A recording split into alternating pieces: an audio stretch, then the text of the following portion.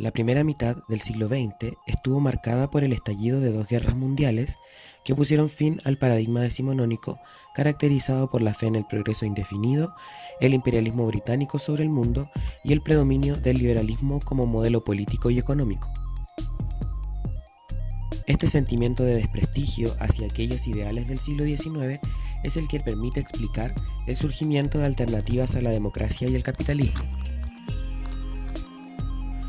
Una de las manifestaciones culturales de esta sensación se ve reflejada en el movimiento vanguardista, que a través de cambios en la técnica y en las temáticas tratadas en distintos campos del arte y la literatura, van a expresar el sinsentido de la razón, así como el desconsuelo y el desasosiego provocado por la tecnologización de la violencia.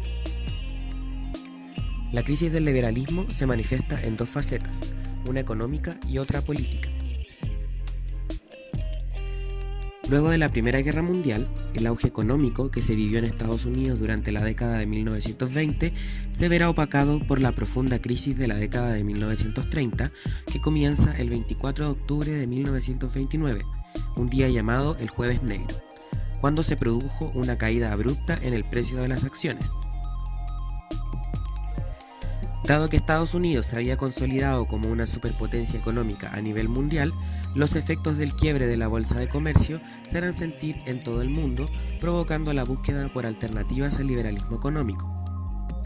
En Estados Unidos, la administración de Franklin Delano Roosevelt propondrá una serie de políticas económicas entre los años 1933 y 1938 que recibieron el nombre de New Deal, y que consistieron en el aumento de la intervención estatal en la economía para asegurar ciertos derechos sociales, recuperar el sector agrícola, la reactivación industrial y una fuerte inyección de dinero en obras públicas.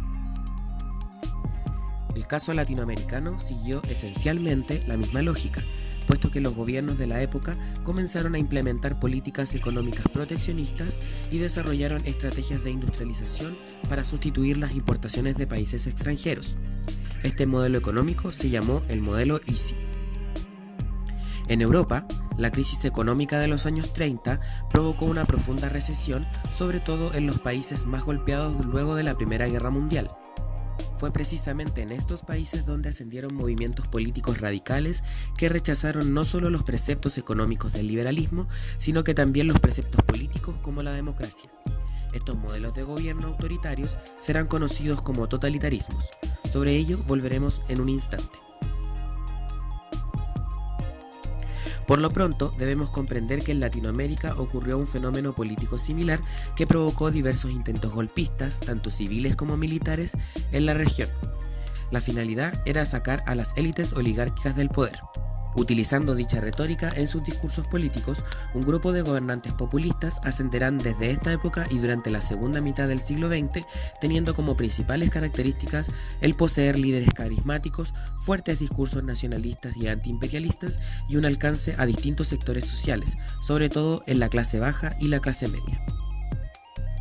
En Alemania, Italia y la Unión Soviética, como comentamos, surgieron los totalitarismos, que se perfilaron como una opción viable ante la democracia. Entre sus características comunes se cuentan el antiliberalismo, ultranacionalismo, el expansionismo, el control social mediante el adoctrinamiento y el establecimiento de un Estado policial. Será la radicalización del expansionismo nacional socialista alemán y su alianza con los fascistas italianos y el imperio japonés, algunos de los factores que provocaron que en 1939 estallara la Segunda Guerra Mundial. Dentro de las principales consecuencias del conflicto se cuentan los crímenes de lesa humanidad, las migraciones forzadas y los daños infraestructurales.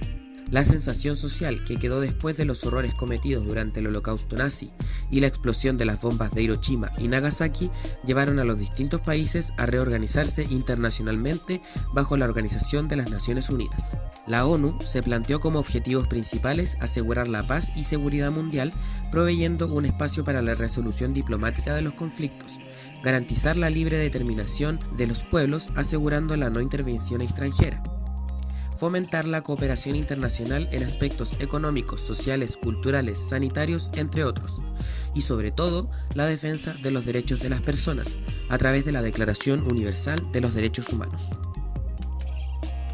Para cumplir con dichos objetivos, se han creado distintas instancias de índole internacional y la mayoría de los estados del mundo han suscrito a la Declaración Universal de los Derechos Humanos.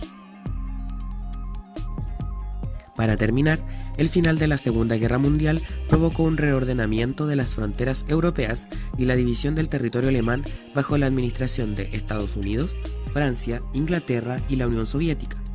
Las diferencias ideológicas entre Estados Unidos y la Unión Soviética provocaron la conformación de dos bloques y la aparición de una cortina de hierro que dividió el mundo en dos durante toda la segunda mitad del siglo XX.